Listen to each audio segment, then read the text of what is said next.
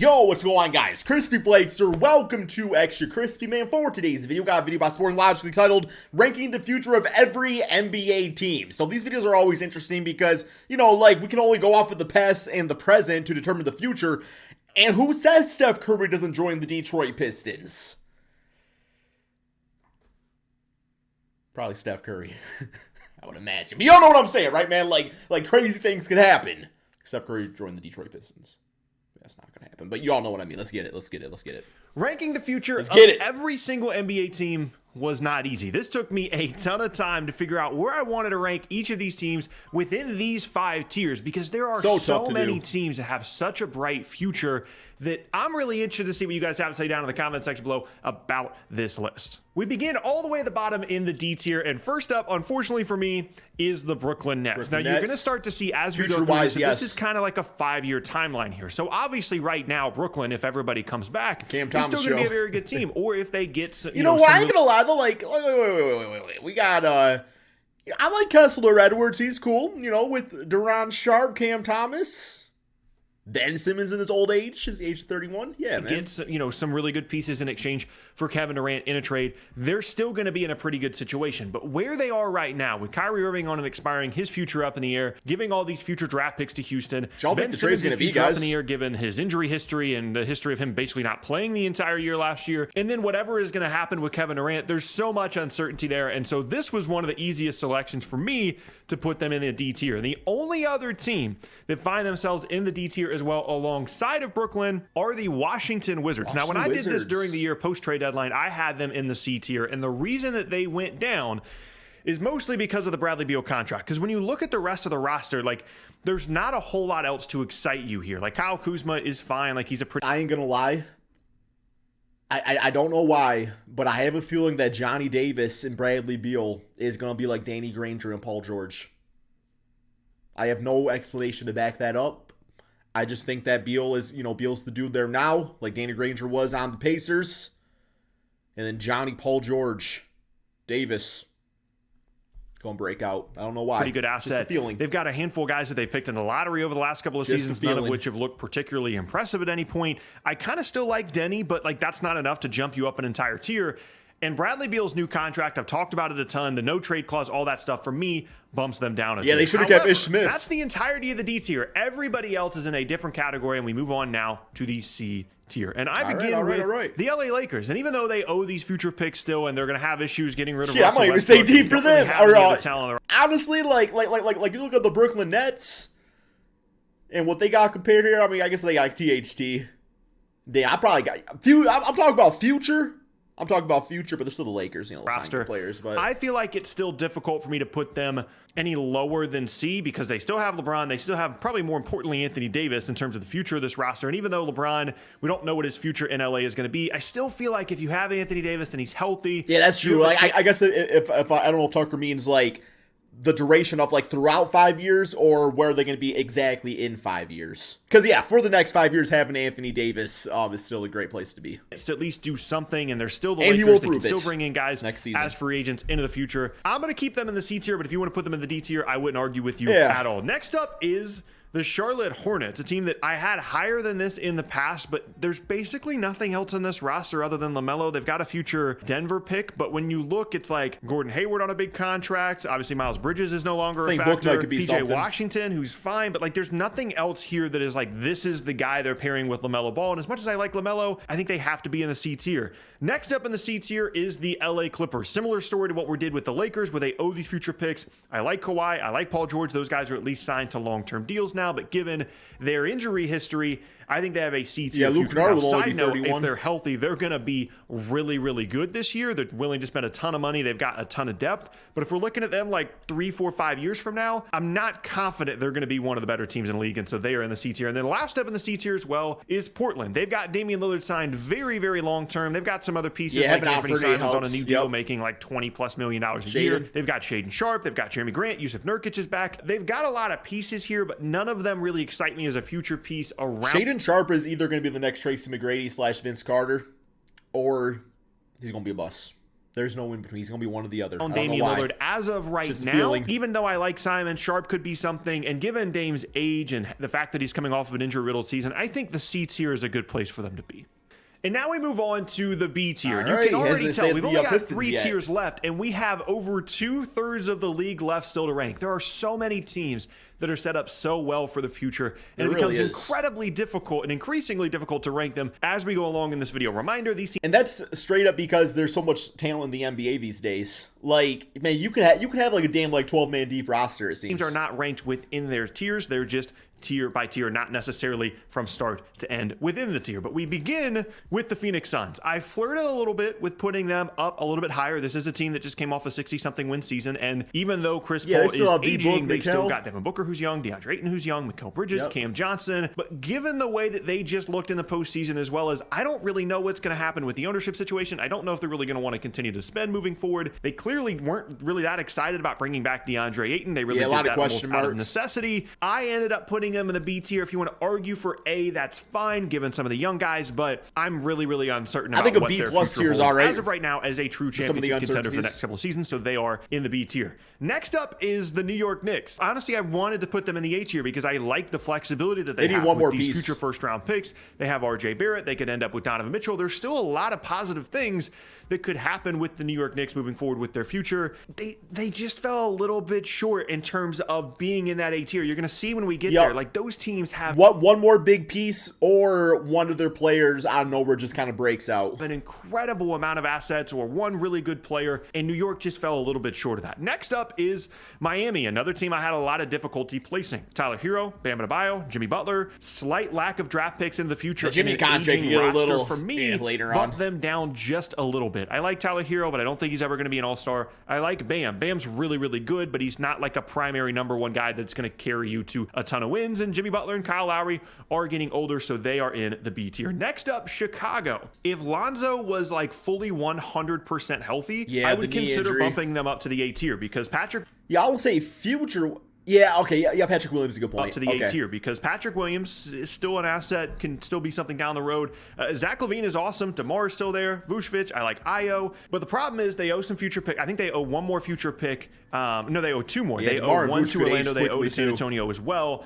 And I just don't know what's happening with Lonzo's health. I don't know that he's an asset to this roster. I don't list him as one here. And so Zach LaVine by himself, I don't think can get them Damn, out 5-year of this deal. tier. Next up is Sacramento. Maybe a team that some people think should be higher. I'm a little bit lower on De'Aaron Fox and a lot of other people. I feel like I like Sabonis, but I would have rather had Tyrese Halliburton. And then Keegan Murray, who looked fantastic in Summer League and should be a really good quality team, but player we'll as see what a happens in rookie. 5 We'll kind of years. see what that means for their future. But for right now, I don't think they belong in this A tier that you're going to see here in a little bit. Next up, speaking of Tyrese Halliburton, is the Indiana Pacers. They've got Halliburton, they've got Mathurin, they've got Miles Turner, they've got 2 future Yeah, first-round Mathurin a picks as bucket. well. They Him and again are Tyrese, ooh, just man. short of that A tier for me because as much There's gonna be a backcourt. There's gonna be a backcourt rivalry with Tyrese and Benedict. Against Cade and Jaden. Man, I can't wait for it. I like Halliburton. It's I gonna be fun. don't think that It's he's a gonna be number fun. I one can't moving wait. forward. Mathurin, we just haven't seen enough of. Turner, they've been trying to trade for 3 years. And as nice as those future picks haven't are, tried to trade them those for 2 3 years. teams that they have picks from have very bright futures. So they're likely just late in the 20s. So ultimately,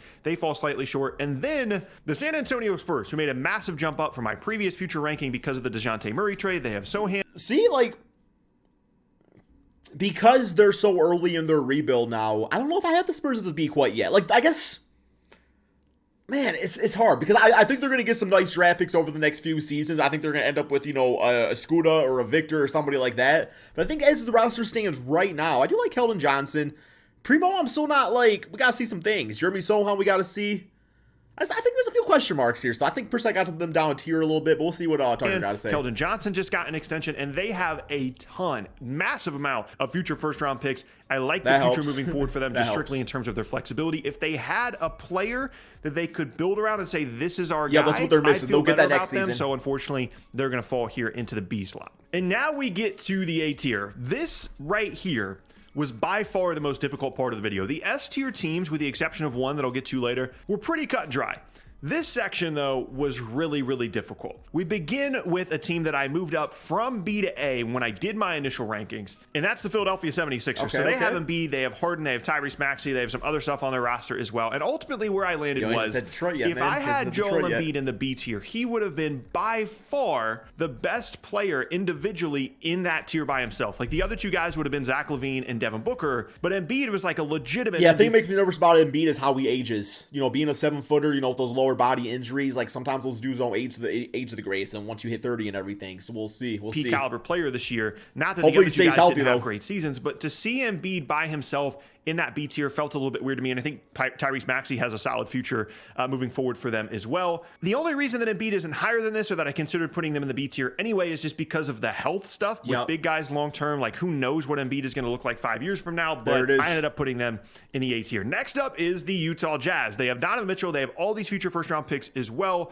They, for me, aren't in the S tier because they're not keeping Donovan Mitchell and building around him, and he doesn't want to be there long term. It doesn't seem like. If they just had like a happy Donovan Mitchell, maybe one or two other young guys that are interesting, and all these future firsts, then maybe I could be convinced that they've got a really, really bright future. It's like the Bulls without the talent. Uncertainty around they got Donovan Mitchell. That's their Zach LaVine. I put them in still very high in the A tier. They don't got Next their Patrick up is Williams. Minnesota. I had them in the B tier initially, and then I kept rereading it, and I was like, wait, I'm overreacting a little bit in terms of their future with the Rudy Gobert trade. Because even though it brings them down, I think, a little bit for me, Anthony Edwards and Karl-Anthony Towns are still awesome. And Ant specifically shows all the characteristics of a future superstar. And even though I don't like the value of bringing in Rudy Gobert and giving up all these future picks, I think Ant is just that special, and I don't want to forget about Karl-Anthony Towns either. And so they go in the A tier. The Houston Rockets are next. Again, maybe a team you could argue to have in the S tier, given all their future picks, given all the young players, given Jabari, given Jalen Green. I'm just, in comparison to some of the teams we're going to talk about here coming up, I'm a little bit unsure about who's the guy, right? Like Jalen Green was very, very good. Is he ever going to be an All-NBA caliber player? I don't know. Maybe he will. And if he is, obviously I'll end up being wrong. I think Jalen Green is that guy. I don't know. I think he is. I think he's... You know, I said in a video previously that I think Jalen Green and Jabari Smith are going to be Ray Allen and Rashard Lewis. That's what I really think. Wrong about having them in the A ranking. I like Jabari as well. Awesome complimentary. Well, that really do a championship that remains to be seen. But to me, they fell just a little bit short of the S tier. Next up is Toronto with the reigning Rookie of the Year, Scotty Barnes. I do think Scotty Barnes has all NBA potential. That's where they're here. They also have OG Anunoby. Definitely got that all-around game. They have Van Vliet. They have Gary Trent. They have all these different guys. I believe in the infrastructure there. They're going to go in the A tier. Next up is another team that I struggled with, the Atlanta Hawks. I put them in the A tier. They have Trey, they have DeJounte Murray, DeAndre Hunter, John Collins. I almost put them in the B tier because of the picks that they gave up for DeJounte Murray. And when you start to look at their roster, you're just kind of assuming, oh, well, they've got all these young guys on the roster, right? I mean, not necessarily. Like, they've got DeAndre Hunter, John Collins, Trae Young, DeJounte Murray, as I mentioned, but they're not as deep or as young as maybe I thought that they were when I just went to go look at their roster. You just signed Vince Carter. Still have Trae, still have DeJounte.